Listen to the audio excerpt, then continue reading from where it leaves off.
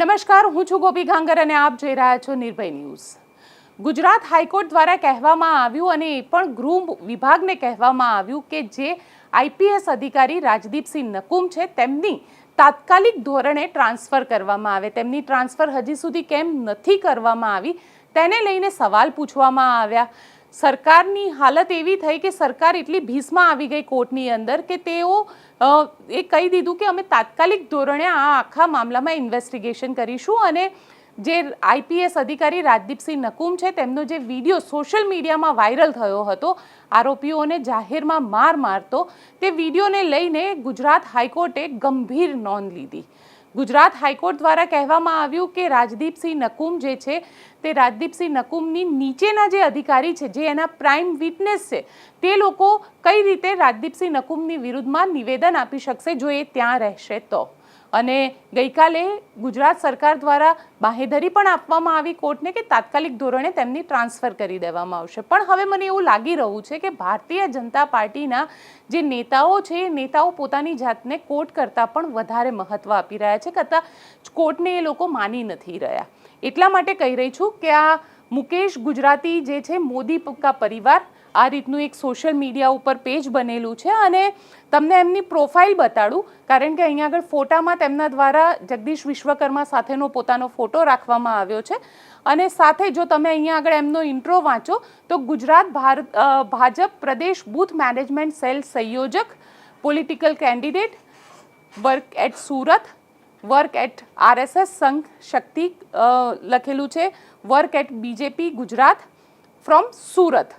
આ એમનો પ્રોફાઇલ અહીંયા આગળ આપવામાં આવ્યું છે। સાથે જ એમના દ્વારા સોશિયલ મીડિયામાં પોસ્ટ મૂકવામાં આવી છે। હવે આ પોસ્ટ જે છે એ ડાયરેક્ટ તમને અહીંયા આગળ બતાડું, કારણ કે અહીંયા આગળ લખવામાં આવ્યું છે જે મુકેશ ગુજરાતી છે તેમના દ્વારા ડીસીપી રાજદીપસિંહ નકુમ સાહેબ જેવા અધિકારીઓના હાથ બાંધી જજ શું ક્રાઇમ વધારવા માંગે છે?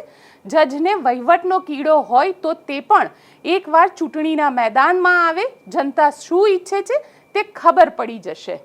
હવે ગુજરાત હાઈકોર્ટના જે ન્યાયમૂર્તિ છે તેમને સુનીતા અગ્રવાલ, તેમના દ્વારા આ જજમેન્ટ આપવામાં, તેમના દ્વારા કહેવામાં આવ્યું ગુજરાત સરકારને જજમેન્ટ તો હવે આવશે, પણ એ પહેલાં જ આ દિશા નિર્દેશ કરવામાં આવ્યો છે। ચીફ જસ્ટિસ ઓફ ગુજરાત છે અને તેમના માટે આ પ્રકારના શબ્દ જે છે તે અહીંયા આગળ ભારતીય જનતા પાર્ટીના નેતા દ્વારા લખવામાં આવ્યા છે। પણ ઇન્ટરેસ્ટિંગ વસ્તુ એ છે કે તેમની નીચે જે કોમેન્ટ છે એ કોમેન્ટ પણ અહીંયા વાંચવા જેવી છે, કારણ કે ઘણા બધા લોકો આઈ સપોર્ટ ડીસીપી નકુમ લખી રહ્યા છે અને ઘણા લોકો લખી રહ્યા છે કે ઓલા મર્ડર કરેલા બહાર રખડે છે એ નથી દેખાતું। સાથે જ ઘણા બધા લોકોએ સવાલ ઊભા કરી દીધા છે કે જે કોર્ટની પ્રોસિજર છે, કોર્ટની પ્રોસિજરમાં જ્યારે રાહુલ ગાંધી માટે જજ જજમેન્ટ પાસ કરે છે ત્યારે તમને જજ સારા લાગે છે અને જ્યારે આ પ્રકારના અધિકારી જે પબ્લિકલી આવીને કોઈ પણ આરોપીને જાહેરમાં માર મારે છે ત્યારે તમે એના ઉપર સવાલ ઊભા કરી રહ્યા છો। આ પ્રકારનું પણ લખવામાં આવ્યું છે। અહીંયા આગળ જે અન્ય કોમેન્ટ કરવામાં આવી છે તે પણ તમને બતાડું। બહુમતી તમારી છે ગુજરાત અને દિલ્હીમાં એક કાયદો બનાવીને બંને સદનમાં પારિત કરી લો કે દેશને હાઈકોર્ટ સુપ્રીમ કોર્ટની કોઈ જરૂર નથી, હવે કમલમથી જ કાયદો અને વ્યવસ્થા લાગુ પડશે। આવી રીતની વાત પણ લોકો કહી રહ્યા છે, કારણ કે જનતા જાણે છે કે જજ જ્યારે કંઈ બોલે છે ત્યારે એ વિચારીને એ એવિડન્સના આધારે બોલતા હોય છે, જ્યારે એ દિશા નિર્દેશ કરે છે ત્યારે પણ એવિડન્સના આધારે કરતા હોય છે। અને આમાં તો જે વિડીયો ફૂટેજીસ છે, કારણ કે વિડીયો સોશિયલ મીડિયા ઉપર વાયરલ થઈ ગયા હતા અને વિડીયો ફૂટેજના આધારે જ પીઆઈએલ ફાઇલ થઈ હતી।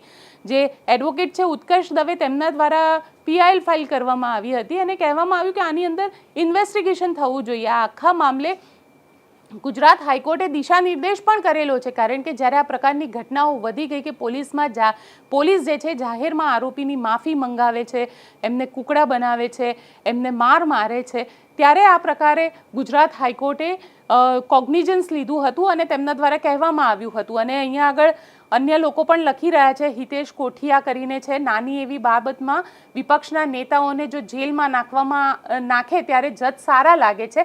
આમાં એસએમસી અને ત્યાંના એમએલએ ના પાડે અમે ડિમોલિશનનો ઓર્ડર નથી આપ્યો એટલે નકુમ સાહેબનો ભોગ લેવાય છે, એસએમસી અને એમએલએનો વિરોધ કરો। તમે વિચાર કરો કે રાજનીતિ કઈ લેવલ ઉપર થઈ રહી છે અહીંયા આગળ.